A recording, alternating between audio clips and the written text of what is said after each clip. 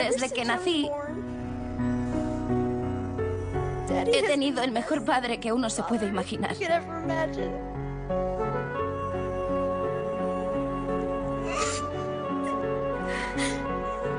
Y solo quiero decir que le quiero muchísimo. Cuando la hija de Michael Jackson rompió a llorar, se desmoronó en su funeral, millones de fans de todo el mundo compartieron su dolor. Un dolor que se acrecentó con el debate acerca de cuál había sido la causa de la prematura muerte del cantante. 2 años más tarde, y tras un juicio que duró 6 semanas en Los Ángeles, el médico personal de Michael Jackson, Conrad Murray, fue declarado culpable del homicidio involuntario del cantante de 50 años. Le declaramos... El tribunal declaró a Murray culpable de haber administrado a Michael Jackson una dosis letal de propofol, un potente agente anestésico que generalmente solo se administra en el hospital. Ningún médico competente administraría ese medicamento sin tener a mano material de emergencia. Buenos días y muchas gracias. Está roto. ¿Lo rompió usted? No, no fui yo. ¿No? No. Nosotros, el jurado del proceso, declaramos al acusado Conrad Robert Murray culpable del delito de homicidio involuntario. Conrad Murray fue condenado a 4 años de cárcel y fue considerado peligroso por el juez. Sería inhabilitado como médico. Así se cerraba el último capítulo de la extraordinaria historia sobre la vida de Michael Jackson y de su inesperada muerte. Hoy descubriremos la verdadera historia que se esconde tras el cantante que ha sido reconocido oficialmente como la estrella de más éxito de todos los tiempos. Nadie crea tanta expectación como Michael Jackson. Hablamos de alguien que no solo era un gran artista, un gran compositor y un gran intérprete, sino también un creador visual. Era increíble. Su obra irradiaba vida. Vida en todos los sentidos. Hoy analizaremos la extraordinaria vida de Michael Jackson, su traumática y prematura muerte y qué lo convirtió en el hombre que era.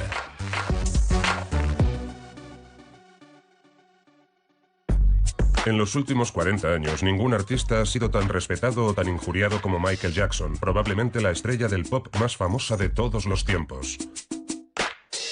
Michael Jackson tenía un talento excepcional, pero tanto su vida como su muerte estuvieron envueltas en polémica. Durante el juicio del Dr. Conrad Murray se pudo escuchar una grabación de Michael Jackson fechada un mes antes de su muerte, en la que se le escuchaba claramente sedado. Había sido descubierta en el teléfono móvil de Conrad Murray y fue utilizada por la acusación para demostrar que Michael había puesto su propia vida en manos de su médico.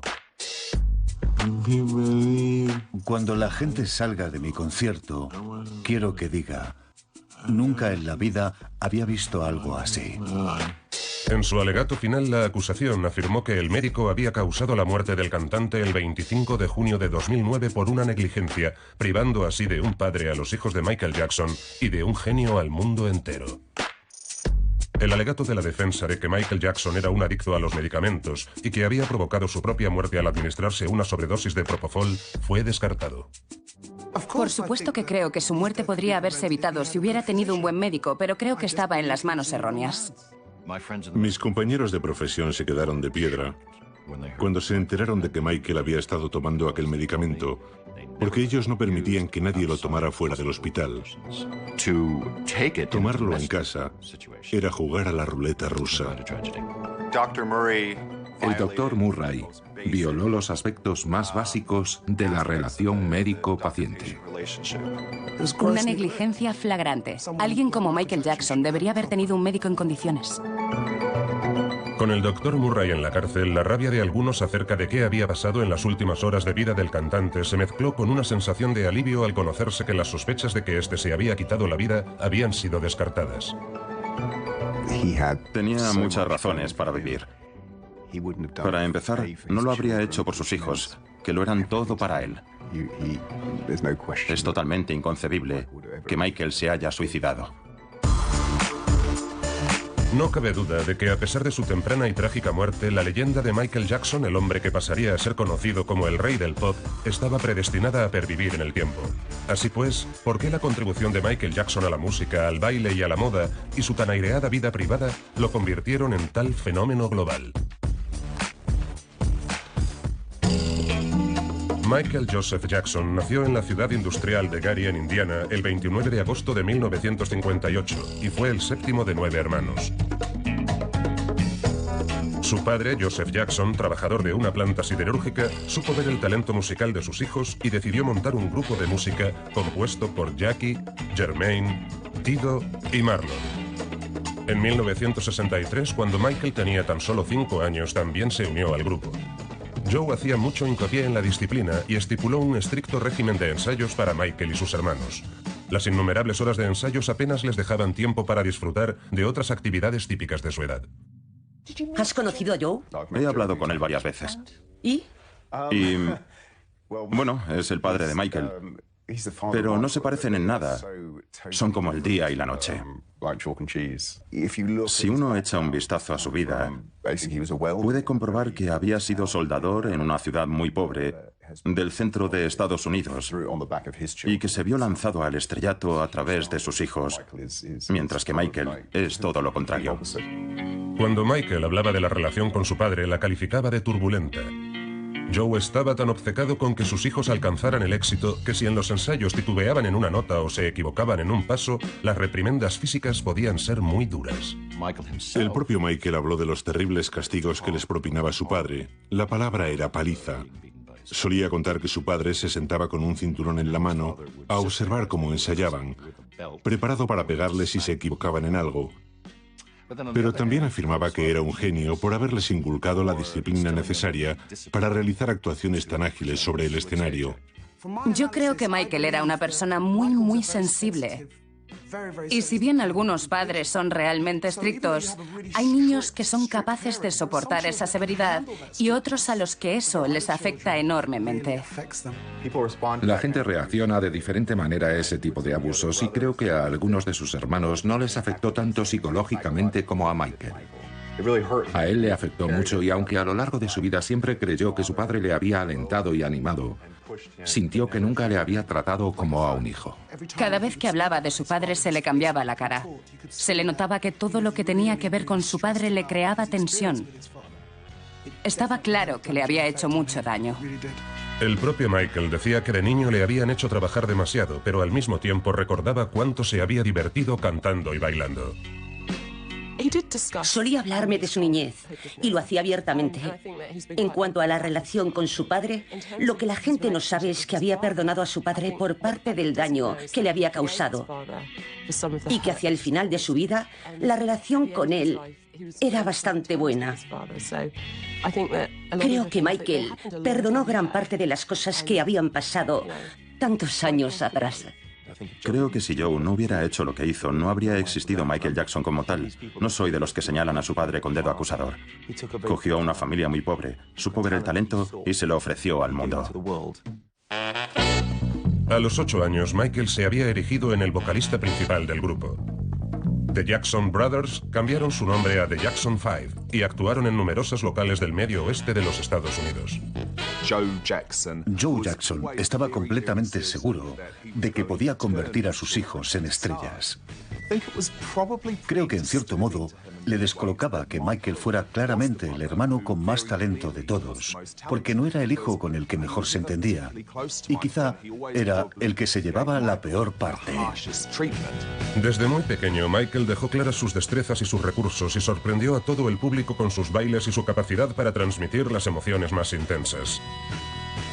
Tras ganar un importante concurso local de talentos cantando éxitos de la Motown y el tema I Got You de James Brown, The Jacksons 5 firmaron por el legendario sello discográfico Motown de Berry Gordy. La primera vez que le oí cantar Who's Loving You de Smokey Robinson a los 10 años, sentí que la había hecho suya. Como si llevara 50 años cantándola. Transmitía muy bien el dolor y la pasión a través de las letras y la música. Michael era brillante, simplemente brillante. El grupo se convirtió en la sensación del momento. Su primer tema, I Want You Back, se upó inmediatamente al número 1 en los Estados Unidos y vendió más de 1 millón de copias.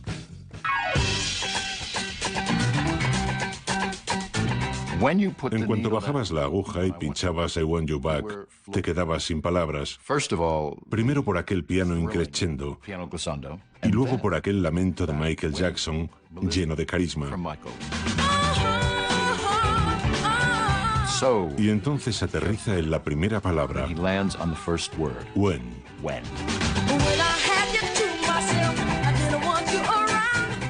Y con una sola palabra, aquel joven de extraordinario talento nos tiene ganados. I Want You Back es la canción pop perfecta. En cuanto suena por los altavoces sientes que está llena de vitalidad. Tenía matices de soul, pero también de bubblegum pop.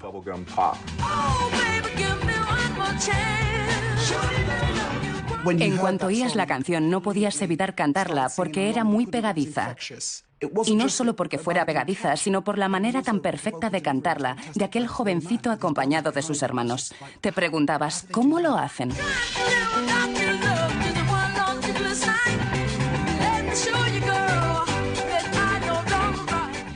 Todo el mundo enloqueció con ellos. La gente quería llevar el pelo como ellos y vestirse igual que ellos. No queríamos ni ir al colegio. Estábamos obsesionados. Gustaban a todo el mundo. Trascendieron barreras como la del color.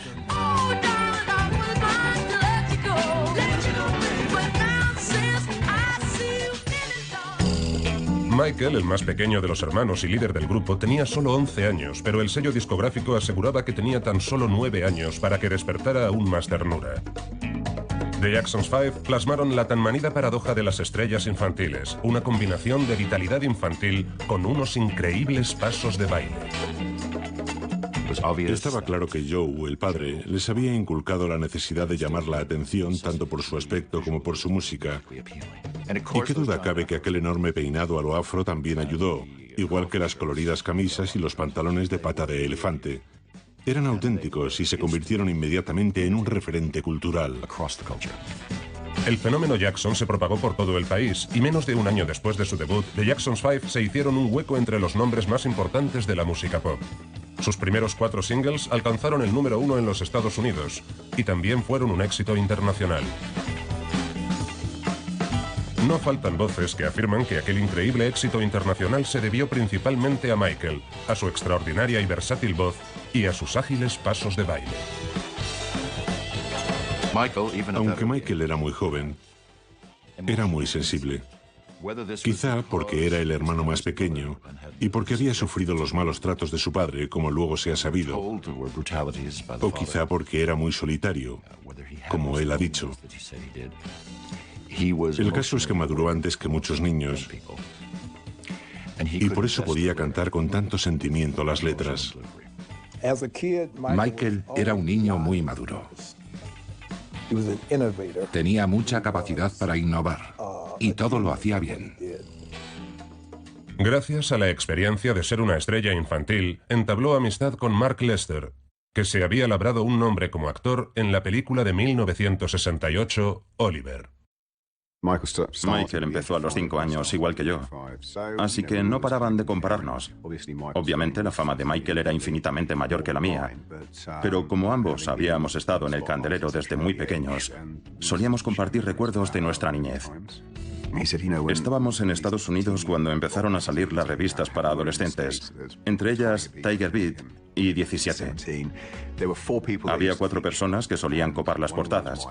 Una era Michael, obviamente el más destacado, y luego estaban Donny Osmond, David Cassidy, Jack Wild y yo. Éramos 5, los que salíamos casi siempre en aquellas revistas. Michael solía hojearlas. Cuando aparecía él en una página, muchas veces aparecía yo en la siguiente. Por eso él pensaba que nuestras carreras corrían paralelas.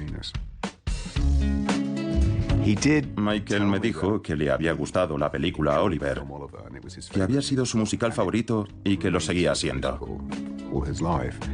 Oír algo así resultaba curioso viniendo de Michael, que había dominado las listas de éxitos tanto tiempo con tantos discos maravillosos. El hecho de que me dijera que Oliver era su película favorita era algo más, un verdadero honor. En 1972, Michael saboreó por primera vez las mieles del éxito en solitario con la canción que daba título a la película Ben, un éxito en todo el mundo. Estaba claro que aquellos primeros años, Michael estaba aprovechando todas las oportunidades para preparar su futuro. Cuando no estaba actuando, estaba en uno de los laterales del escenario del Apollo o del Regal, observando a gente como James Brown, Smokey Robinson y Jackie Wilson, observando y aprendiendo, absorbiendo. Era un gran estudioso de su oficio y de esta forma, cuando le llegó su turno de lanzarse en solitario, tenía ya muchas ideas. En 1975, tras 13 álbumes y un sinfín de hits, el sello Motown y The Jacksons separarían sus caminos. El nuevo viaje iniciado por los rebautizados The Jacksons con Epic Records empezó con buen pie, y los éxitos no tardaron en sucederse. En 1977, Michael Jackson apareció en la película El Mago, un remake de El Mago de Oz interpretado solo por actores negros. Michael interpretó al espantapájaros y Diana Ross a Dorothy. Fue allí, en el set de rodaje de El Mago, donde Michael Jackson conoció a Quincy Jones. Resultado de aquel encuentro fue que Quincy Jones produjo el primer y sorprendente disco de Michael Jackson en solitario, Off the Wall. Su primer single fue Don't Stop Till You Get Enough.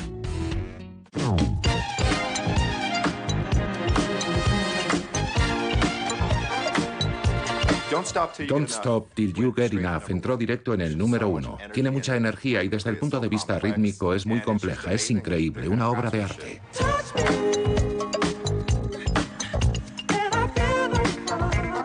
A su madre le preocupaba que el título de la canción, No pares hasta que estés saciado, se interpretara con connotaciones sexuales. Michael le dijo, que la gente piense lo que quiera. Prefirió dejarlo abierto a interpretaciones, mantener la inocencia.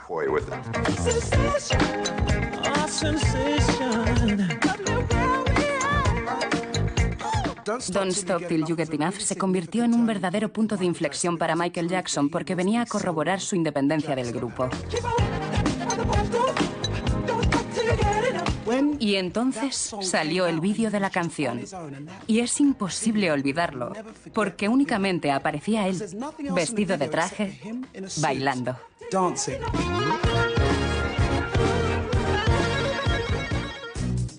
Off the Wall confirmó a Michael Jackson como artista de un talento innegable y estrella de pleno derecho. Se vendieron 7 millones de copias del álbum y Michael obtuvo el disco de platino. El éxito del disco desembocó en 9 años de trabajo entre Michael y Quincy Jones. Su siguiente colaboración fue en el álbum Thriller en 1982. El primer single de aquel disco, The Girl Is Mine, no llamó mucho la atención. Era simplemente un tema pop agradable. Luego un dúo con Paul McCartney alcanzó el número 2 y vendió el 1.000.000 de copias, pero no se convirtió en un clásico. Y entonces llegó Billie Jean y tembló el suelo bajo nuestros pies. Billie Jean es probablemente la canción más famosa de Michael. Se convirtió en su gran éxito. Si bien era un tema poco habitual, era un tema oscuro sobre la desconfianza, la ansiedad y la paranoia.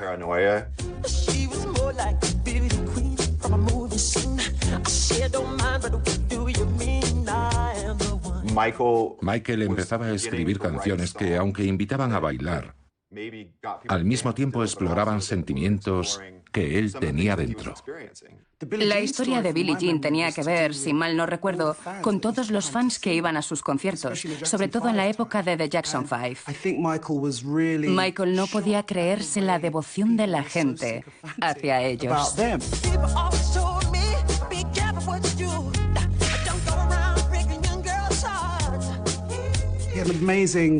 Tenía mucha creatividad y convirtió aquel fanatismo hacia él en la historia de una canción.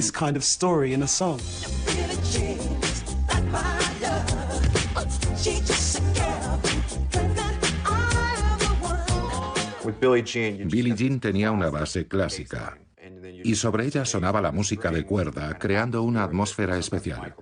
A veces no se valora a Michael todo lo que se debería como compositor, pero aquella canción prácticamente la terminó él en el estudio de su casa. Si bien luego la limaron y la perfeccionaron.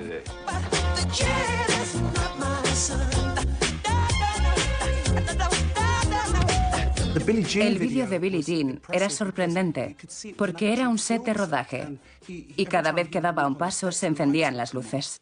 Había ensayado aquellos pasos hasta que se los supo con los ojos cerrados. Lo tenía todo controlado y los ejecutaba a la perfección.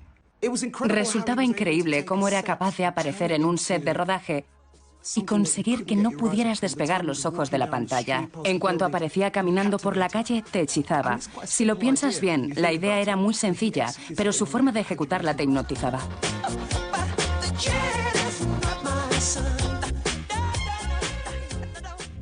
Es una canción histórica por varias razones.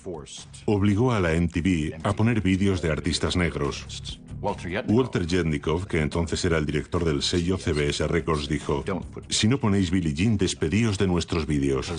Como Billie Jean era un gran éxito, la MTV tuvo que retractarse. Y desde entonces, obviamente, se ha visto artistas negros en la MTV. Beat It, el tercer single del álbum Thriller, con el solo de guitarra de Van Halen, multiplicó la capacidad de atracción de Michael Jackson, ya que llegó a los amantes del rock. El título que daba nombre al álbum, Thriller, se convirtió en el cuarto single. Compuesto por Rod Temperton, el aclamado escritor de varios temas de Michael Jackson, se trataba de una canción con clase. Es un equipo inmejorable. Por un lado, Rod Temperton, un compositor fantástico. Por el otro, Quincy Jones, el productor más increíble de todos los tiempos. Y además, Michael Jackson, un artista extraordinario. Tres músicos increíbles, los mejores en su campo, crearon Thriller. Desde las dos primeras notas, desde que las oyes, te enganchas.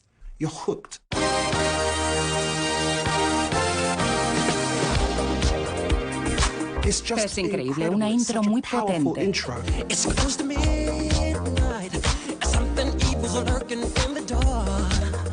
El vídeo resultó rompedor para la época, con una duración de más de 14 minutos. John Landis, un reputado director que había dirigido películas de miedo con un cierto toque satírico, se enroló en el proyecto. Combinó su talento con el de Michael Jackson y dio forma a aquel vídeo, que se convirtió en un fenómeno.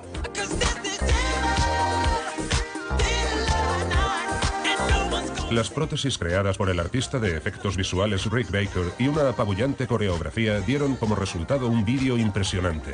Alcanzó tal popularidad que el documental The Making of Michael Jackson's Thriller se convirtió en el vídeo más vendido del mundo.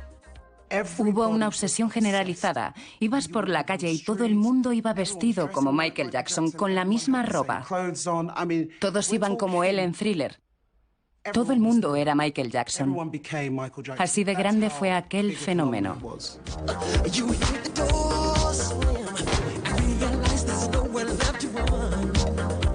Un fragmento memorable del single es la reconocible y espeluznante voz de Vincent Price, actor de numerosas películas de terror.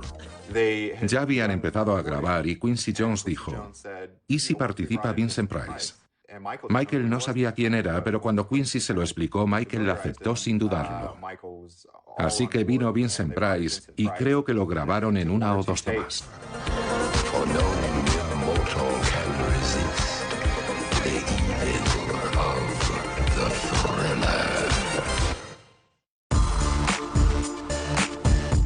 El álbum Thriller fue un superventas y alcanzó el número 1 simultáneamente en Estados Unidos y en Reino Unido. Se mantuvo entre los 10 álbumes más vendidos según la clasificación del Billboard estadounidense durante todo un año, y nada menos que 7 de los 9 temas del disco alcanzaron el top 10. Michael Jackson tenía una capacidad única de conjugar distintas influencias musicales. Tenía a sus espaldas un bagaje muy rico, muy heterogéneo. Y por eso fusionó estilos que nadie más podría fusionar. Una cosa es que Michael imite a James Brown, y otra es que Michael Jackson fusione a James Brown con Fred Astaire o Charlie Chaplin. Cuando uno lo ve en sus vídeos y lo oye cantar, comprueba que combina elementos muy diferentes. En la actualidad, Thriller conserva su estatus de disco más vendido de todos los tiempos, con un total aproximado de 110 millones de copias vendidas en todo el mundo. En la década de los 80, Michael Jackson fue tan famoso en la escena internacional como muchas de las grandes figuras políticas y religiosas del mundo. Cuando solo tenía 25 años, Michael Jackson fue considerado un fenómeno musical por el New York Times, que afirmó que en el mundo de la música pop está Michael Jackson y luego todos los demás. Michael Jackson es uno de los pocos artistas que han sido incluidos 2 veces en el Paseo de la Fama del Rock and Roll. Entre sus galardones, 8 récords Guinness, uno de ellos por vender el mayor número de copias de un disco con Thriller, 13 premios Grammy y 13 números 1 en su carrera en solitario. Michael fue distinguido con una estrella en el Boulevard de Hollywood y recibió una distinción más, el premio al mejor artista de la década, entregado por el presidente Bush en la Casa Blanca. Todos los que actuaron o grabaron con Michael no se cansan de subrayar lo increíble que era trabajar con él. Michael estaba buscando a 3 hombres y una mujer. Nos escogieron a 4 personas que ya teníamos experiencia en estudios. Habíamos hecho la prueba de selección para él y nos habían grabado en vídeo. Le habíamos gustado. Sabía muy bien lo que hacía y sabía lo que quería. Y es muy positivo que un cantante valore tu trabajo, porque es el que hace él y lo notas. Si haces algo que le gusta, lo dice, y esa actitud no es la habitual de los grandes artistas. Podía haber entrado, haber visto lo que hacíamos e irse, pero él no era así. Él sabe todo lo que está pasando y valora todo lo que hace que su show se parezca a lo que él quiere. Fue en el 25º aniversario de Motown en 1982 cuando Michael, cantando Billie Jean, sorprendió con su famoso Moonwalk. Reinterpretó la canción con originalidad e hizo que la gente disfrutara con la música y con lo que veía. Aquella actuación fue vista en todo el mundo. La MTV, que años atrás había sido reacia a incluir en su programación vídeos de artistas negros, estaba alcanzando sus mejores datos de audiencia con los vídeos de Michael. En 1984, cuando Michael estaba interpretando Billie Jean con sus 4 hermanos para un anuncio de Pepsi, se produjo un extraño incendio a consecuencia del cual Michael sufrió quemaduras de 2º grado en la cabeza que requirieron cirugía plástica. Brian Oxman, el abogado de la familia Jackson, asegura que la medicación que le recetaron a Michael Jackson para aquel incidente desembocó en su posterior adicción a los analgésicos. Cuando se quemó el pelo en el anuncio de Pepsi, empezó a tomar analgésicos. En otra ocasión se caería del escenario y se rompería una pierna y una vértebra, algo que le provocaría terribles dolores.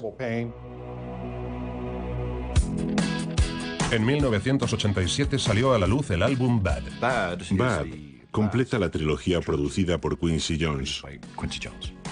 Cuando sale a la venta, la imagen de Michael ha cambiado. Había querido que Off the Wall fuera un gran álbum. Tras publicarlo, creyó que no lo habían valorado lo suficiente y se propuso lograr una aceptación masiva en el mundo del pop. Y eso lo consiguió con Thriller. Empieza entonces a preocuparse por su aspecto personal y posa para la portada de Bad, potenciando una imagen de chico duro. En ese sentido, Bad marcó el punto de inflexión del culto a la personalidad de Michael Jackson. Se supone que la canción del título, Bad, sería un dueto con Prince. Michael había compuesto la canción y a Prince le había gustado mucho. De hecho, creía que alcanzaría el número 1. Pero luego pensó que de los dos, Michael saldría ganando. Grabarían un vídeo fantástico, habría un reto a ver quién bailaba mejor y se crearía gran revuelo. Así que Prince se retractó, Michael grabó el tema en solitario y fue número 1. El nuevo y rompedor aspecto de Michael sorprendió a muchos admiradores.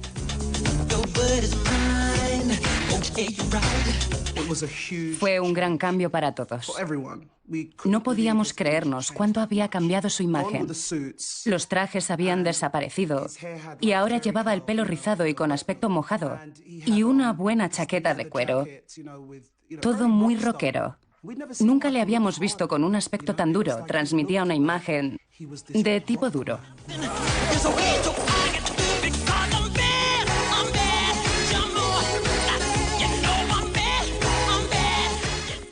Sinceramente, cuando escuché Bad pensé, no sé si me termina de gustar, pero lo que me hizo cambiar de opinión fue el vídeo.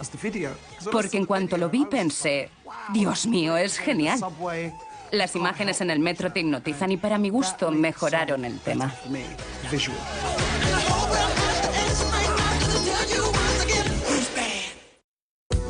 Por aquel entonces, Michael Jackson se encontraba en lo más alto de su fama con la gira de Bad y era el centro de atención de los medios de todo el mundo.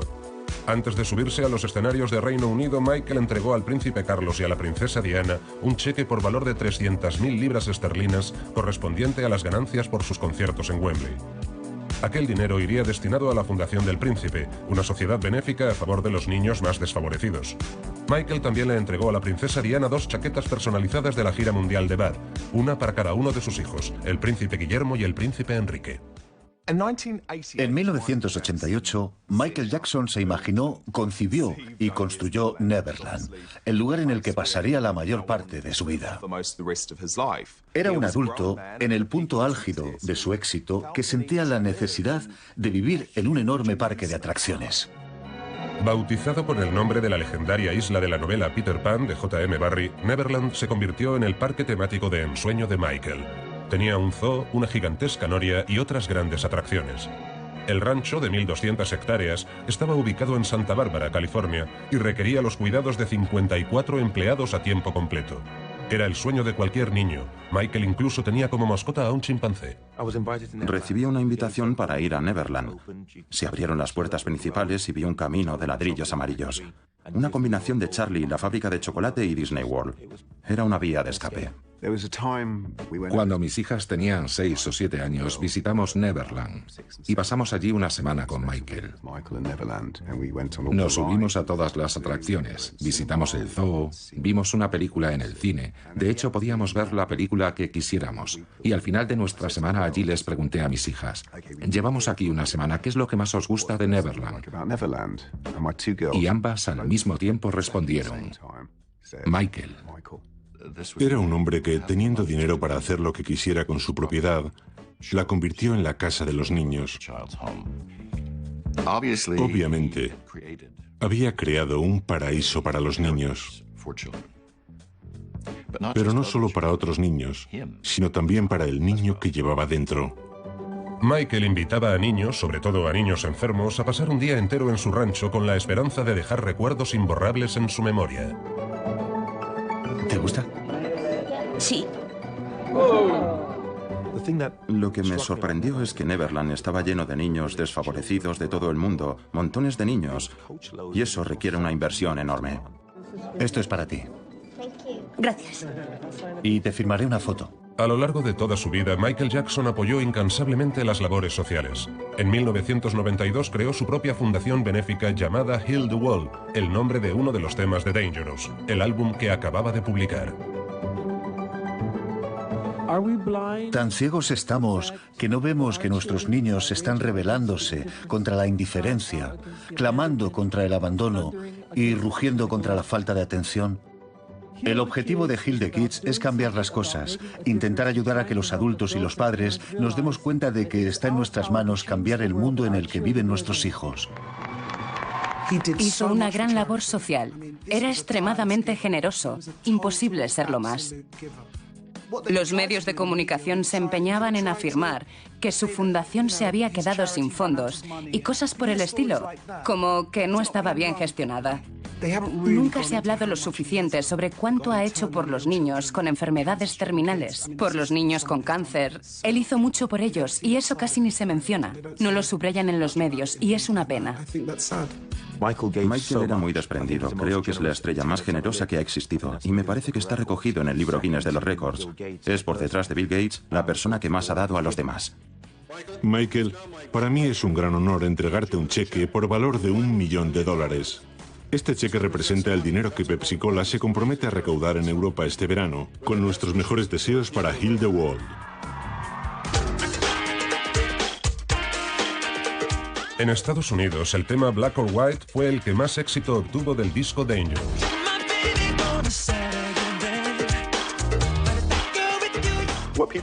La gente suele olvidar que el vídeo de Black or White fue el vídeo más polémico de Michael y que fue censurado.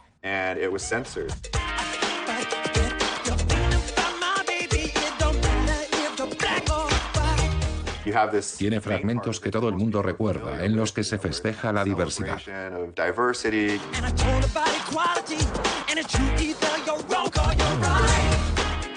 Y entonces al final del vídeo se ve a una pantera negra escapándose de su jaula. Michael plasma aquí la parte más oscura de la canción, haciendo un guiño al racismo. Y entonces manifiesta un salvaje sentimiento de indignación y se muestra violento, rompiendo ventanas. También hay un matiz sexual, pero es una sexualidad agresiva, y la gente no supo cómo tomárselo.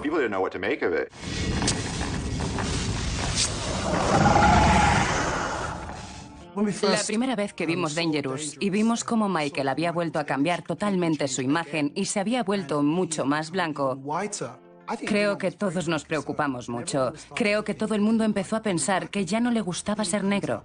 Y entonces saca la canción Black or White del disco Dangerous y todos dijimos, Dios mío, primero apareces más blanco y luego sacas un tema que se llama Blanco o Negro. ¿Qué está pasando aquí?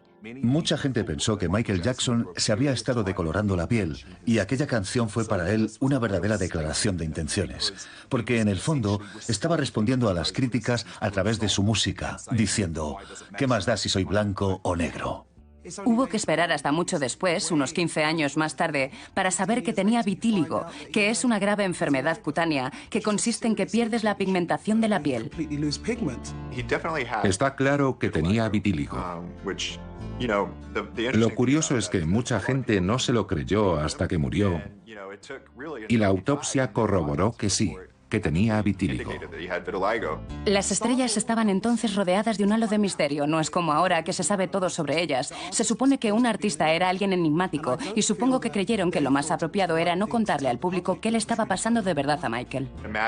Imagínate que has crecido delante de las cámaras, que desarrollas una enfermedad cutánea muy poco habitual y que tienes que escuchar a la gente decir cosas como «te avergüenzas de tu raza» o «no quieres ser negro, estás intentando ser blanco». El aspecto físico de Michael cambió tanto que estaba claro que los cambios no solo se debían a su enfermedad de la piel.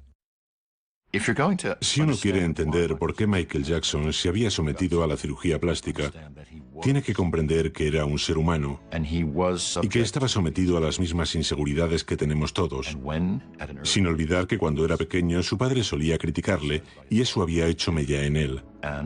Le habían dicho muchas veces que tenía la nariz muy grande y cuando se pudo permitir no tenerla tan grande se la puso más pequeña. Todas aquellas experiencias de su niñez contribuyeron con aquel deseo de cambiar su aspecto físico. Además, al ser artista, empezó a considerar que su cara era una obra de arte. Tenía sus ideales de perfección física e intentaba alcanzarlos. El espectacular cambio físico de Michael Jackson desató todo tipo de especulaciones en los medios. Surgieron rumores que apuntaban que él y su hermana LaToya eran la misma persona, y otros que decían que quería parecerse a Diana Ross. Se ha dicho que Michael Jackson se ha hecho la cirugía plástica para parecerse más a usted. No lo creo. ¿Es cierto? No, bueno, creo que no. Nunca lo había oído y él nunca me lo ha dicho. No lo creo. ¿Pero no le parece desconcertante que un hombre tan joven se haya operado para parecerse a usted? No creo que esté intentando parecerse a mí. De verdad que no. Creo que quiere parecerse a la imagen que él considera que le hace feliz. No creo que esté intentando parecerse a mí, pero creo que está muy guapo. Mucha gente no lo conoce y no le da una oportunidad, sino que se lanza a criticarlo. Creo que lo que pasa es que cuando tienes a un genio delante, cuando eres testigo de un talento tan irrefrenable e intocable, la primera reacción de la gente es criticarlo porque le da miedo. Lo considera una amenaza. Y para aumentar su autoestima, la gente cree que tienen que menospreciarlo a él. Atrás, por favor. En el verano de 1993, la vida de Michael Jackson sufrió un vuelco. El artista fue acusado de abusar sexualmente de un niño de 13 años. Las acusaciones de los abusos en su rancho de Neverland fueron negadas inmediatamente. El caso se solucionó al margen de los tribunales, gracias supuestamente a una cifra de $20 millones que evitó que se presentaran cargos formales. Si esto realmente hubiera pasado, ¿crees que un padre aceptaría dinero? ¿Crees que el dinero arreglaría las cosas? No tiene ningún sentido.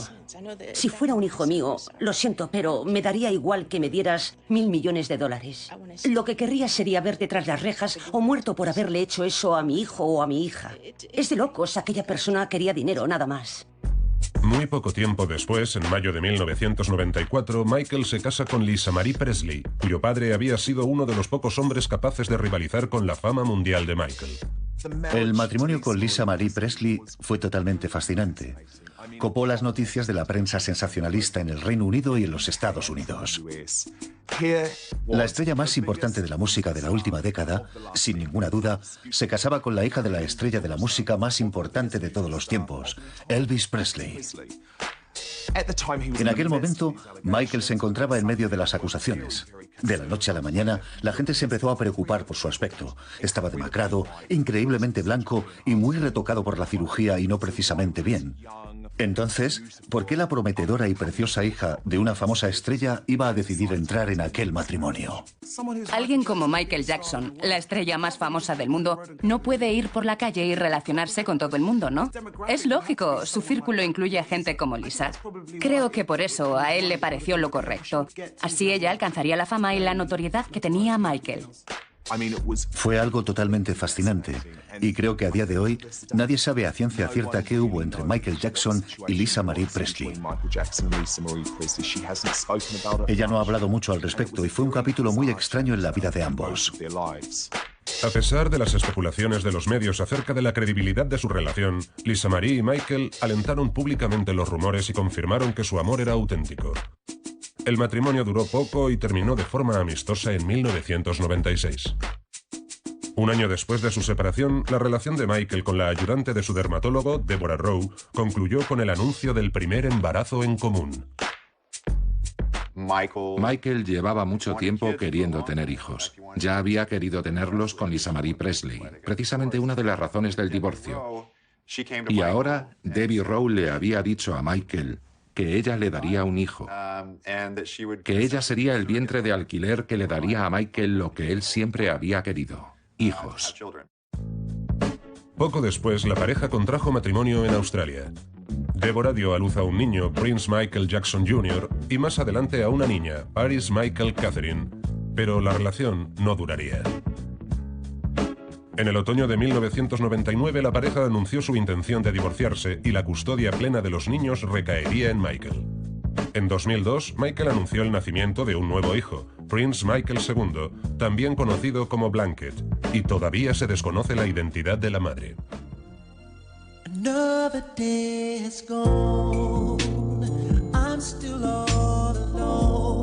El single You Are Not Alone, extraído del álbum History, publicado en 1995, sigue siendo comercialmente una de las canciones más exitosas de Michael Jackson.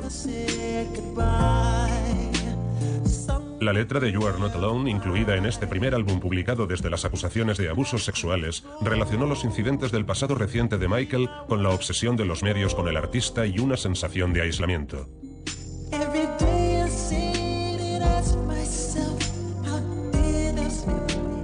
You Are Not Alone es una de esas canciones que puede ser interpretada de muchas formas. Creo que mucha gente cuando la oía la interpretaba como una canción de amor, pero también era una canción que transmitía un cierto grado de aislamiento, el alto precio de una vida en primer plano.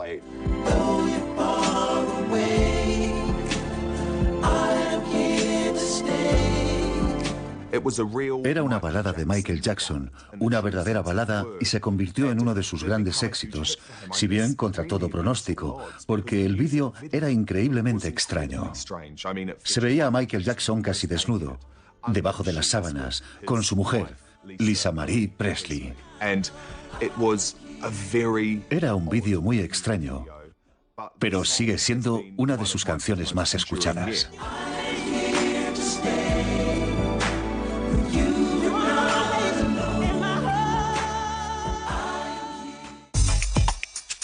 La música de Michael estaba cada vez más relacionada con las cuestiones mundiales que él consideraba importantes.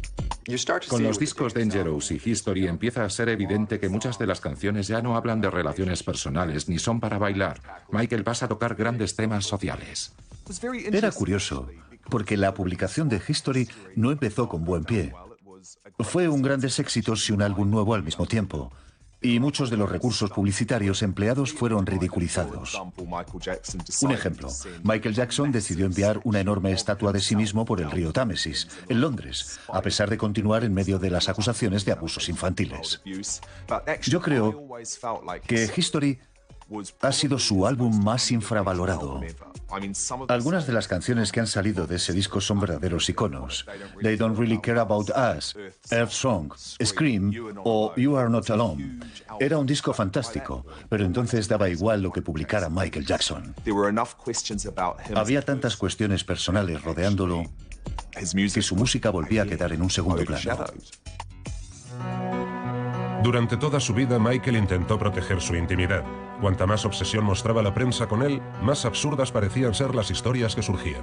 El 99,9% de lo que se escribía sobre él era falso. Por ejemplo, se ha quedado sin tabique nasal. Creo que apareció en el Daily Mirror. Es de locos. Puede que hubiera un mínimo de verdad en lo que se escribía, pero aparecía muy disfrazada. Ya sabemos cómo son los medios de comunicación. Se llama hacer ruido, cogen algo y lo exageran. Somos una familia y tú has visto cómo hemos crecido en una casa de 2 habitaciones. La familia es más importante que todo el éxito del mundo y eso siempre va a estar ahí. Su objetivo es dividir, hundirnos y separarnos. Somos una familia, tenemos niños y nos duele lo que a todos. Le hacían mucho daño las informaciones falsas de la prensa, pero creo que su mecanismo de defensa consistía en no leerlas. Van a decir lo que les dé la gana, así que mejor no entrar al trapo. Un día le pregunté, ¿por qué no los demandas? Y me respondió Mark, si tuviera que demandar a todos los que escriben falsedades sobre mí, me pasaría todo el día en el juzgado. Es decir, que no le compensaba, así que prefirió dejarlo pasar. En 2001, Invincible fue el último álbum con material nuevo publicado en vida por Michael Jackson. A pesar de recibir todo tipo de críticas y de sufrir las consecuencias de un enfrentamiento con Sony, consiguió alcanzar el número 1 en 11 países, entre ellos Estados Unidos. Pero con el paso de los años, la vida de Michael como músico empezó a quedar eclipsada por los incontables rumores que rodearon su estilo de vida. La curiosidad y la polémica fueron 2 perennes compañeras de viaje. En 2002 se produjo una imagen que llegaría a todos los hogares del mundo. Michael Jackson saca a su hijo por la ventana de un hotel de Berlín para que sus seguidores lo vean. El escándalo que se desató fue descomunal. Cuando pasó aquello, yo estaba en la habitación. Cuando vi las imágenes pensé, Dios mío, qué horror. Pero lo cierto es que debajo de la ventana del hotel había una plataforma bastante grande. Y además Michael sostenía al bebé con fuerza. Con aquel gesto quiso decir, os presento a mi último hijo. Y lo criticaron por todo lo alto. Pero aquel bebé nunca corrió ningún peligro. Y de hecho, ninguno le dimos más vueltas. Abajo estaban los fans, aplaudiendo y chillando. Y entonces al día siguiente salió en la prensa y por la tele y yo pensé, bueno, sí que da un poco de miedo. Fue imprudente. Así que tenemos que preguntarnos, ¿por qué lo hizo? Y la respuesta es que los motivos que tenía y que lo impulsaron a hacerlo eran más grandes que su preocupación por el niño. Y esos motivos eran, quiero presentaros a mi nuevo cachorro, como al principio de El Rey León, el ciclo de la vida, cuando sostienen al cachorro en lo alto. Pero claro, en esta ocasión lo hizo desde un balcón, algo que fue muy poco acertado, pero él ni se lo pensó. Estoy seguro de que no miró hacia abajo y dijo, ¿hay terraza? Se limitó a mostrar al bebé. Obviamente, aquel incidente desató todo tipo de especulaciones en la prensa acerca de la idoneidad de Michael como padre.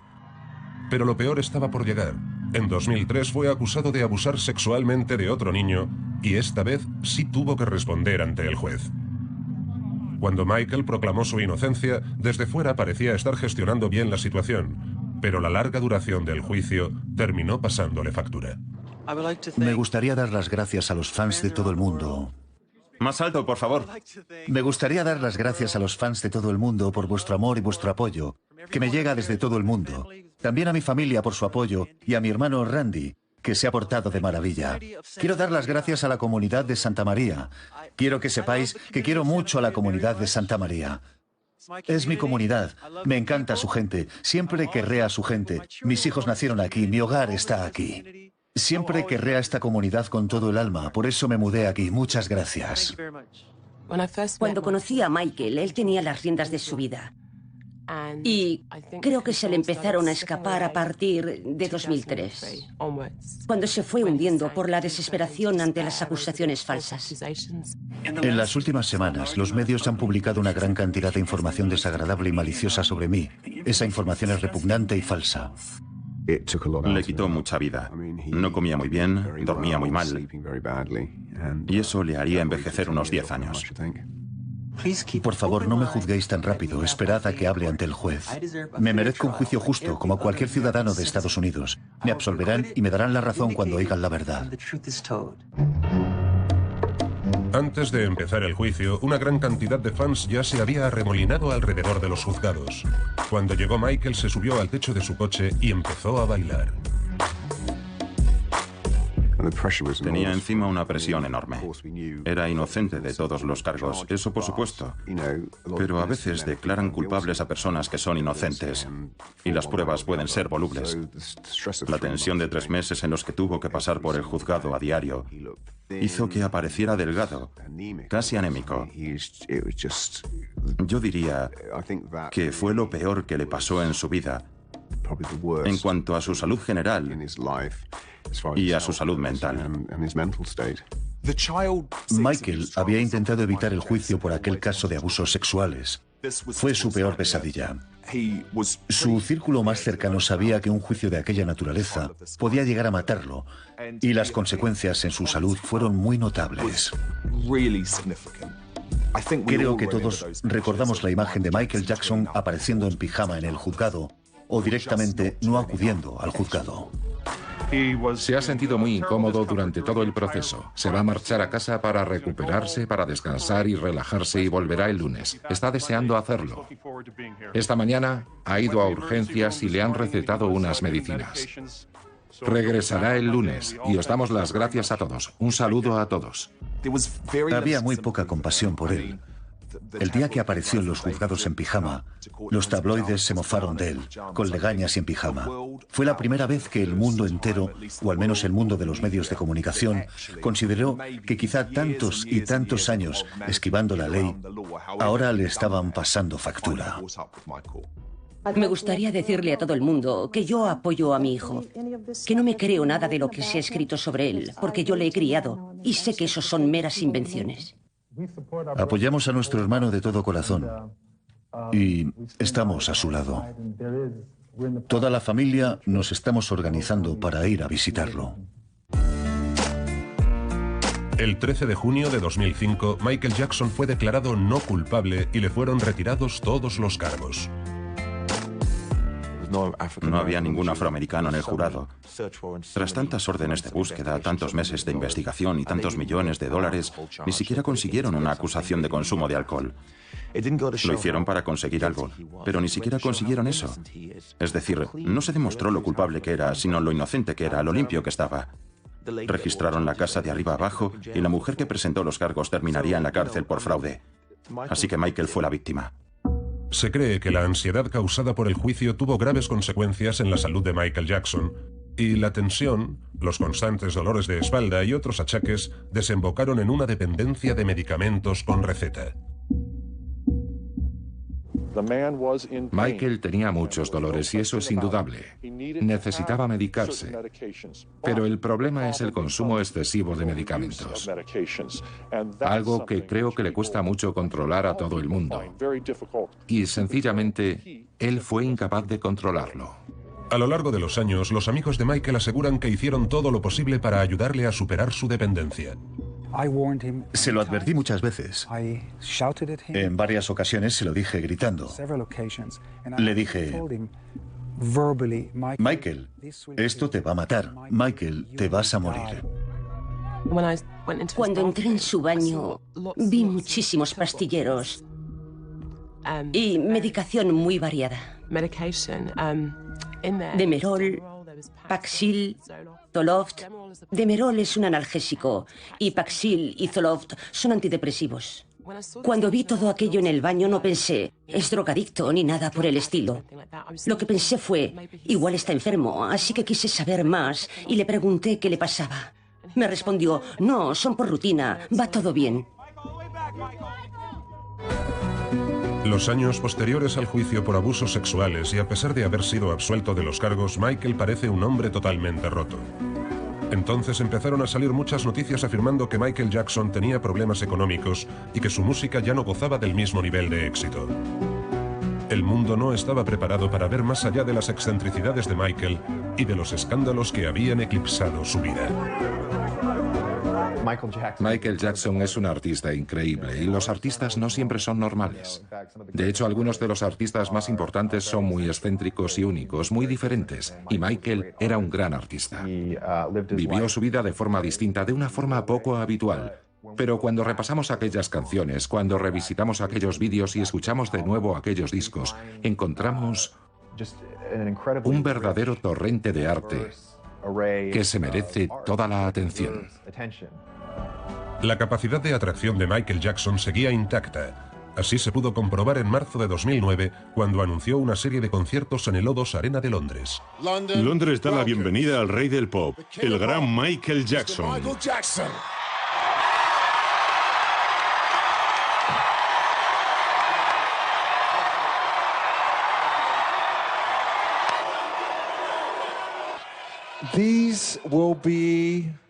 Estas serán mis últimas actuaciones en Londres. Eso es todo, y nos vemos en julio. El anuncio de 10 conciertos de Michael Jackson aquí ha constituido una gran noticia. Y si estos conciertos van bien, se espera que añada muchas fechas más. Pero la pregunta sigue en el aire. ¿El Michael Jackson de hoy seguirá siendo capaz de llenar este enorme escenario? Es un espectáculo impactante, porque así hace las cosas Michael Jackson. Hay que hablar de algo descomunal, con una energía desbordante. Casi va a necesitar una dosis extra de glucosa, porque el ritmo será trepidante.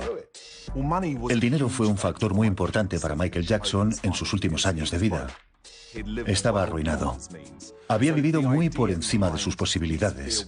Detrás de aquellos conciertos de despedida en los que estaba invirtiendo tanta energía, él no solo quería dar grandes conciertos, sino recaudar los millones y millones de dólares que necesitaba desesperadamente.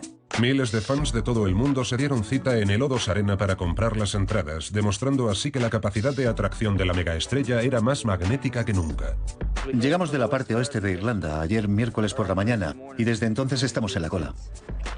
Era muy difícil conseguir una entrada, así que he preferido arriesgarme y pasar aquí la noche. Cuando tienes muchas ganas de algo, puedes con todo. Nos ha llovido, se nos ha inundado la tienda, pero como sabíamos que todo era por ver a Michael, nos ha dado igual. Sí, estamos aquí por Michael. Haríamos lo que fuera. Solo diré una cosa. Ha vuelto y ha puesto el cartel de no hay entradas en una gira más grande que en las de sus mejores tiempos. Ha vendido en 4 horas las entradas de 50 fechas, cerca de 1 millón de entradas. Era muy querido y muy apoyado. Creo que no tiene que demostrar nada, es una leyenda. Michael Jackson va a aparecer ahí, va a actuar y todo el mundo será testigo del próximo capítulo. Hay informes contradictorios acerca de la salud de Michael Jackson antes de los conciertos. La última vez que vi a Michael fue en aquella conferencia en el O2. Dicen que parecía ido. Dicen que parecía sedado. Yo diría que parecía que estuviera concentrado. La última vez que vi a Michael fue en marzo de 2009. Y me pareció que había perdido peso. Nunca lo había visto tan delgado. No me pareció que estuviera muy bien de salud. Me pareció que estaba frágil. Michael Jackson pesaba lo que debía para su altura. Tenía el mejor dietista que existe. En un principio se anunció una serie de 10 conciertos que tendrían lugar en el O2 Arena, un gigantesco escenario en el este de Londres. Y tras vender todas las entradas, siguieron añadiendo fechas. Creo que no fue razonable esperar que una persona de 50 años diera 50 conciertos en 6 meses. Creo que eso era demasiado. No disponía de suficiente tiempo para prepararlos y había mucho en juego. Eso le suponía un gran agotamiento y montar algo así me parecía injusto para él. Creo que en algunos aspectos fue algo muy irresponsable. Muy irresponsable. Después de anunciar los conciertos, Michael se quedó en Londres. Yo viajé allí con mi familia y pasamos el fin de semana con él. Y luego se marchó a Estados Unidos. Lo encontré muy positivo. Estaba con una mentalidad muy positiva. Hacía tiempo que no lo veía así. Me contó que sus hijos nunca lo habían visto actuar. Lo habían visto en la televisión y en DVD, por supuesto. Pero nunca lo habían visto en directo. Así que no solo hacía aquello por sus fans, sino sobre todo por sus hijos.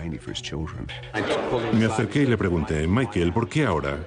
Y él me respondió, porque mis niños ya son suficientemente mayores y yo aún soy joven para hacerlo. Y quiero que me vean, para que estén orgullosos de lo que hago. Pero sus hijos nunca lo verían actuar. El mundo nunca presenciaría el regreso que Michael Jackson había prometido. Operador 33, ¿cuál es la dirección de la emergencia? Verá, necesito una ambulancia lo antes posible, por favor. Muy bien, señor, ¿cuál es la dirección? Es el 100 de North Carol Wood Drive, Los Ángeles, California. 90077. ¿Ha dicho Carol Wood? Carol Wood Drive, sí. El 25 de junio de 2009, el Departamento de Bomberos de Los Ángeles respondió a una llamada del 100 de Carol Wood a las 12:21 y 18 segundos. Lamentablemente, la persona que respondió a la llamada nunca solicitó a la persona que llamaba que indicara al Departamento de Bomberos de Los Ángeles quién necesitaba la asistencia, que era Michael Jackson. ¿Y qué ha pasado exactamente? Verá, tenemos aquí a un caballero que necesita ayuda. No respira, no respira. Estamos intentando reanimarlo, pero nada. Bien, bien. ¿Qué edad tiene? Tiene 50 años. ¿50? Bien. Está inconsciente. ¿No respira? Sí, no respira. Bien. ¿Y tampoco está consciente? No está consciente. Bien. ¿Está en el suelo? ¿Dónde está ahora? Está en la cama. Está en la cama. Bájelo usted al suelo. Bien. Bájelo al suelo. Le ayudaré a hacerle una reanimación cardiopulmonar. Cuando nuestro personal médico oyó que estaban intentando reanimarlo en la cama, dio indicaciones claras y directas para que bajaran al paciente al suelo y le hicieran allí la reanimación cardiopulmonar. Bien. Bájelo al suelo. Le ayudaré a hacerle una reanimación cardiopulmonar. Les necesitamos. Va a tener que esperar. Ya han salido hacia ahí. Yo haré lo posible por ayudarle por teléfono. ¿Le ha atendido alguien? Sí, tenemos aquí a su médico personal. ¿Tienen un médico ahí? El doctor Murray dijo que él se hacía plenamente responsable del paciente. Para nosotros eso significa que a partir de ese momento, él era la autoridad médica suprema. De no haber dicho aquello, le habríamos pedido que se quedara a un lado, y entonces nuestro personal médico habría sido la autoridad médica suprema para prestar auxilio a Michael Jackson. No responde a nada. No responde ni a la reanimación pulmonar ni a nada. Bien, ya estamos de camino. Si le están haciendo la reanimación y está siguiendo las indicaciones de un médico, él tiene autoridad sobre mí y está in situ. ¿Alguien ha presenciado qué ha sucedido? No, solo el médico. Es el único que estaba aquí. Bien, entonces el médico ha visto qué ha sucedido. Doctor, ¿ha visto usted qué ha sucedido? Perdone, si hace el favor. Ya estamos en camino. Estamos en camino. La pregunta es, ¿por qué tardó tanto el doctor Murray en marcar el 911? El doctor Murray es el único que puede responder a esa pregunta. Está claro que una respuesta rápida salva vidas. Nos resulta inexplicable por qué el doctor Murray tardó tanto en llamar sabiendo que Michael estaba mal. He pasado la información a mis compañeros que están en camino. Gracias, señor. Está haciéndole la reanimación en el pecho, pero no responde a nada. Por favor. Muy bien, ya están en camino. Los primeros 45 minutos están dentro de lo que llamamos la hora crítica. A la gente solemos decirle, cuando alguien tiene pulso y no respira, llame al 911 inmediatamente, no importa dónde viva. Estamos a menos de 1,5 kilómetros. Ahora mismo llega. Muchas gracias. Llámenos si necesita algo. Gracias. Bien. Todo indica que el cantante Michael Jackson ha fallecido hace 3 horas. Cuando llegó la asistencia médica ya no respiraba. Llevaron a cabo una reanimación cardiopulmonar y lo llevaron al centro médico de UCLA, donde informan que cayó en coma profundo. Ha sido declarado muerto hace unos instantes. Se esperaba la actuación del artista en Londres para una serie de conciertos este verano.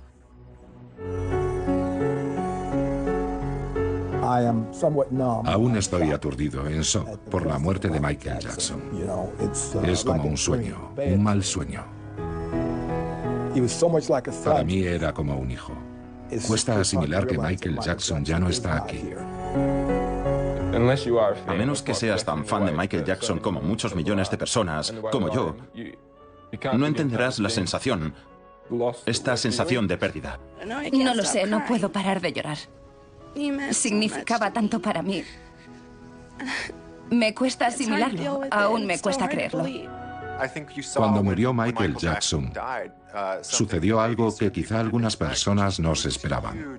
El mundo entero manifestó su afecto por él. Varias generaciones de fans de Michael Jackson homenajearon su vida, porque su trabajo les había calado y había trascendido culturas, franjas de edad y generaciones. El trabajo de Michael había cruzado fronteras y había calado en las personas. Tras un pequeño funeral íntimo, la muerte de Michael Jackson desencadenó una manifestación global de dolor y cerca de 1.000 millones de personas de todo el mundo vieron por televisión su funeral público. La ceremonia, repleta de estrellas, tuvo lugar en el Staples Center de Los Ángeles. Me entristece que cuando Michael murió, mucha gente de Los Ángeles aseguró que era su amigo. Pero, ¿dónde estaban? ¿Por qué no le ayudaron? Creo que lo empujamos a muchas cosas. El mundo entero podía haber hecho más para mostrarle afecto, para darle a entender: disfruta, te queremos, eres bueno, eres muy bueno. Es muy triste pensar que queríamos tanto de él que no paramos de decir más, más, más, en lugar de decir: basta ya, descansa, disfruta de la vida. Michael había estado ensayando en Los Ángeles hasta la noche anterior a su muerte, preparándose para sus actuaciones en Londres. Había muchas dudas sobre por qué un hombre que parecía estar en forma había muerto inesperadamente a los 50 años. La noche antes de su muerte, Michael Jackson había estado aquí en el Staples Center de Los Ángeles ensayando sus próximos conciertos en Londres y, según distintos testimonios, su actuación era muy enérgica. Había repasado 10 u 11 canciones y coreografías. Después, según el manager de Jackson, el cantante salió, le dio un abrazo y le dijo: «Estoy muy feliz. Este es nuestro momento sin duda». En estos estudios no precisamente glamurosos, Michael llevaba varios meses ensayando sin descanso. Los que lo vieron hacerlo indican que estaba delgado y que parecía frágil pero en forma. Lo vi bien, estaba en buena forma y listo para volver y dejarnos con la boca abierta. El documental sobre la preparación de la gira, This Is It, la gira de un regreso que nunca se produjo, mostraba a un artista con mucha energía. Tenía muchísimas ganas de volver.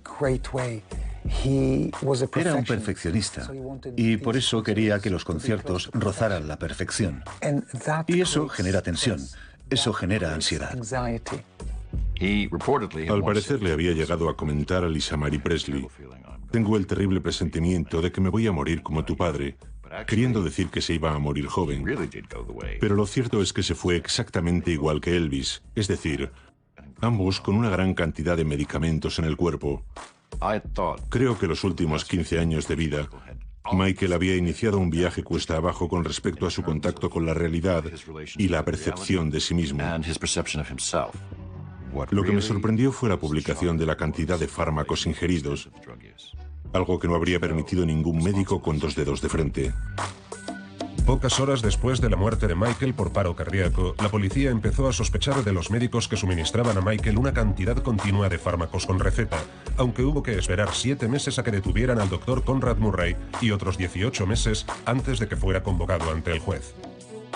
En tan solo 6 semanas, Murray fue declarado culpable de homicidio involuntario.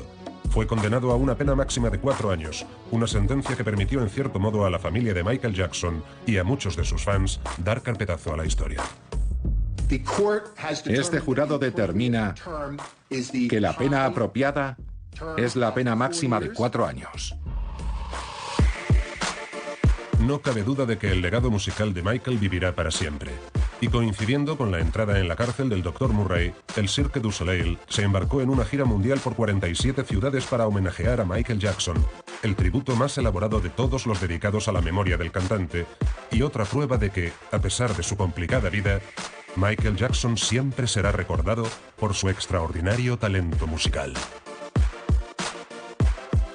Hablamos de alguien que no solo era un gran artista, un gran compositor y un gran intérprete, sino también un creador visual. Era increíble.